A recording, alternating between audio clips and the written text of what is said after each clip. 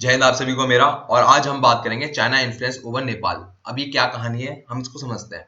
देखो, इसकी कहानी शुरू हुई इस पोस्ट से, काठमांडू के पोस्ट से। इसमें लिखा है कि चाइना की जो एनवॉय है, चाइना की जो रिप्रेजेंटेटिव है, वो चाइना की जो रूलिंग पार्टी है उसमें बहुत सारी सेवरल मीटिंग कर रही है उनके साथ। और कहीं ना कहीं जो नेपाल की कम्युनिस्ट पार्टी जो टूटने वाली थी वो बच गई है, क्योंकि यहाँ पर जो चाइना की एनवॉय है इन्होंने इसमें मीटिंग करी बहुत सारी, और कहीं ना कहीं यहाँ पर पीस स्टैब्लिश करा। और आज वो पार्टी टूट नहीं रही है। इसकी वजह से जो सरकार गिरने वाली थी वो बच गई। ये मोटी मोटी बात मैंने आपको समझाई है अभी। बट यहाँ पर आपको बात थोड़ी डिटेल में समझनी पड़ेगी, क्योंकि ये टॉपिक आपके जीडी, एसवी लेक्चरेट और परसेंट में पूछा जा सकता है। अब कैसे पूछा जाएगा इस बारे में हम बात करेंगे।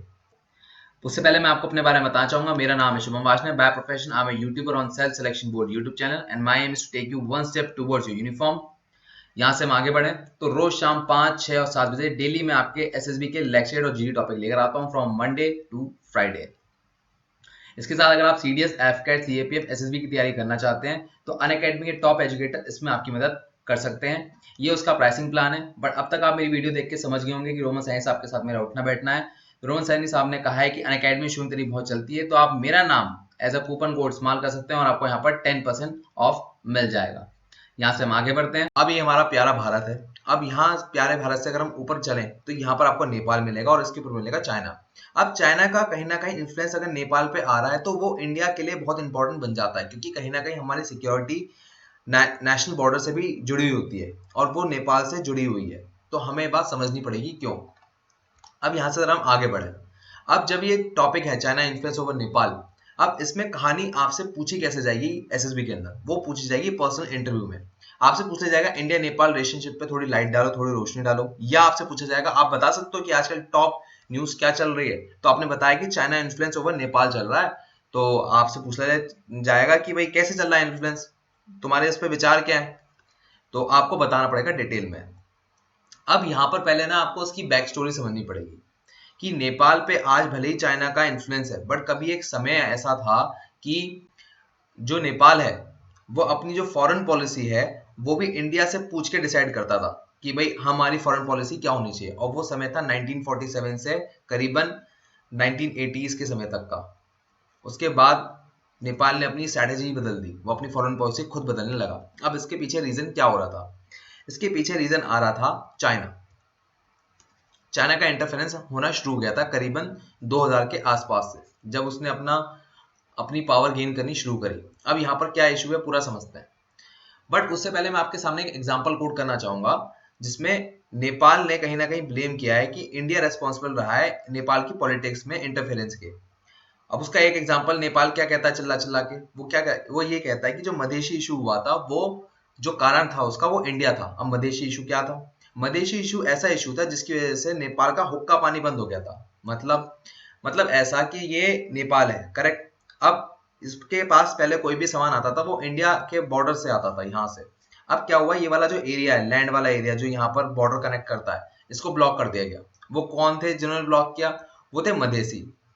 पर यहाँ पर जो नेपाल की गवर्नमेंट है उन्होंने कहा कि जो मधेसी लोग हैं ना उनको इंडियन गवर्नमेंट हेल्प कर रही है, वरना मधेसी अपने दम पर ऐसे नहीं कर सकते हैं। ये उनका ब्लेम था। अब जरा मधेसी इशू आपको समझना पड़ेगा डिटेल में, क्योंकि कहीं ना कहीं आपको प्रेजेंट सिचुएशन मतलब 2020 की सिचुएशन 2015 से कोरिलेट करके इंटरव्यू में बतानी पड़ेगी, तभी आपकी बात की डेप्थ आएगी।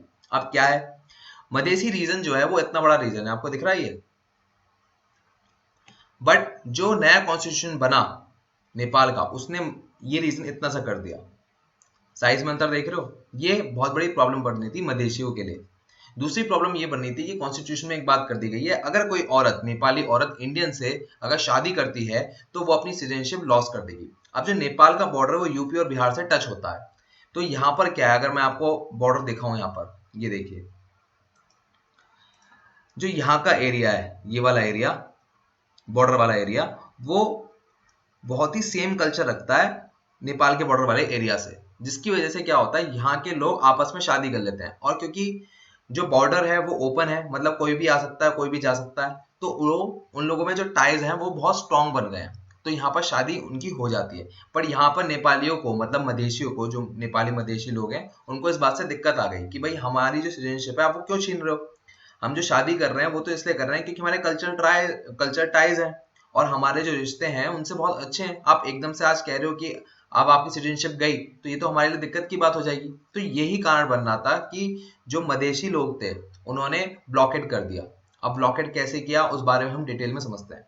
एक जगह है बिर्न कुंज, ये एरिया वो एरिया है जहां से मैक्सिमम सप्लाई जाती है नेपाल को, और इस एरिया पे जो मदेशी है उन्होंने ब्लॉकेट कर दिया कि अब यहाँ से कोई सामान नहीं जाएगा जब तक हमारा हक हमें नहीं मिल जाता। यह है मोटी मोटी बात।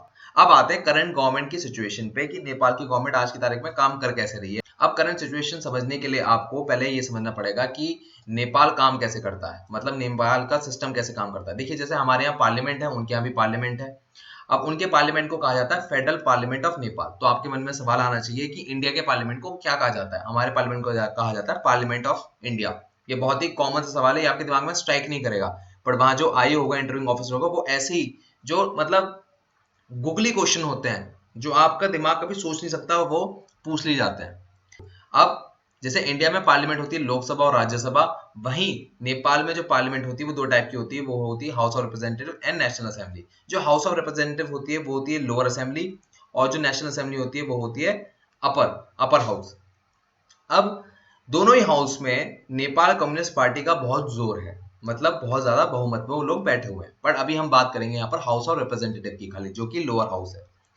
लोअर हाउस के अंदर 174 सीट लेके बैठे हैं नेपाल की कम्युनिस्ट पार्टी, ठीक है, और ये है टोटल 275 में से, तो पूरी बहुमत में जनाब बैठे हुए हैं यहाँ पर। इसके बाद जो बाकी पार्टी है वो है नेपाली कांग्रेस जो है 63 सीट, जनता समाजवादी पार्टी वो है 34 सीट, और बाकी जो इंडिपेंडेंट है वो 4। तो ये पार्टी के नाम आपको याद होने चाहिए, तभी आपका जो दबदबा होगा बोलने में ज्यादा पड़ेगा।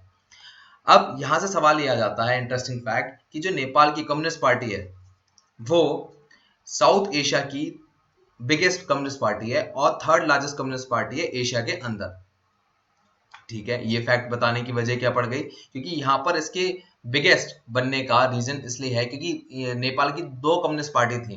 Nepal communist party unified Marxist and Leninist, और दूसरी कम्युनिस्ट पार्टी थी माओ सेंटर। ये दोनों मर्ज हो गई और एक पार्टी बन गई, वो बन गई एनसीपी, नेपाल कम्युनिस्ट पार्टी, जिसकी सीटें कितनी है 174। यहाँ पर मैं आपको बार एम्फोसाइज कर रहा हूँ क्योंकि आपको जुबानी रटा होना चाहिए। अब यहाँ से कहानी आगे बढ़ती है इस यहाँ पर। अब यहाँ पर क्या हुआ, जो नेपाल की एनसीपी मतलब नेपाल कम्युनिस्ट पार्टी, उसमें रिफ्ट आ गया, मतलब दरार आ गई। क्यों दरार आ गई? देखिए दो पार्टियां जब मर्ज होती हैं तो कभी ना कोई दिक्कत आती है। अब नेपाल के जो मेन लीडर होते हैं जिन्हें कहा जाता है सेंट्रल सेक्रेटरीट, उनके बीच में एक बात आई कि हमें ये जो पीएम केपी ओली हैं, अभी आज की तारीख में जो प्रधानमंत्री हैं नेपाल के, उनसे हमें अब और काम मतलब और साथ नहीं काम करना, और अब ये जो संगठन है ये टूट जाना चाहिए। ये इनका मानना था, मेन लीडर जो है पार्टी के जिन्हें कहते हैं सेंट्रल सेक्रेटरी। और टोटल 9 थे, 9 में से 6 ने ये बात कही कि हम ये बात मानते हैं कि अब ये जो पार्टी है एनसीपी, अब इसको एक साथ नहीं रहना चाहिए। अब केपी ओली साहब के सपोर्ट में आई थी वहां की प्रेसिडेंट जो नेपाल की है। अब जब ये सब पॉलिटिकल क्राइसिस चल रही थी, मगरमाजी चल रही थी कि अब ये पार्टी टूट जानी चाहिए। अब जैसे ही पार्टी टूटेगी इसका मतलब सरकार भी टूट गई। जब सरकार टूट गई इसका मतलब क्या हुआ कि दोबारा इलेक्शन होगा। अब ये दोबारा इलेक्शन बहुत महंगा पड़ रहा था। महंगा किसको पड़ रहा था? महंगा पड़ रहा था चाइना को। क्यों? मान लो अगर दोबारा इलेक्शन होता है तो ऐसा भी हो सकता है प्रो चाइना गवर्नमेंट भी आ जाए या प्रो इंडिया भी आ जाए, पर यहाँ पर कहीं ना कहीं वो रिस्क नहीं लेना चाहती, क्योंकि कहीं ना कहीं आज की तारीख में जो बहुमत में सरकार बैठी है वो कम्युनिस्ट पार्टी वाली बैठी है, मतलब बहुत स्ट्रांग है। इसका मतलब ये कम्युनिस्ट पार्टी कोई भी डिसीजन ले सकती है बिना किसी रोक टोक के। पर कहीं ना कहीं अगर कोलिजन से आ गई कोई गवर्नमेंट तो दिक्कत हो जाएगी। ये मोटी मोटी बात आपको समझ में आ गई होगी।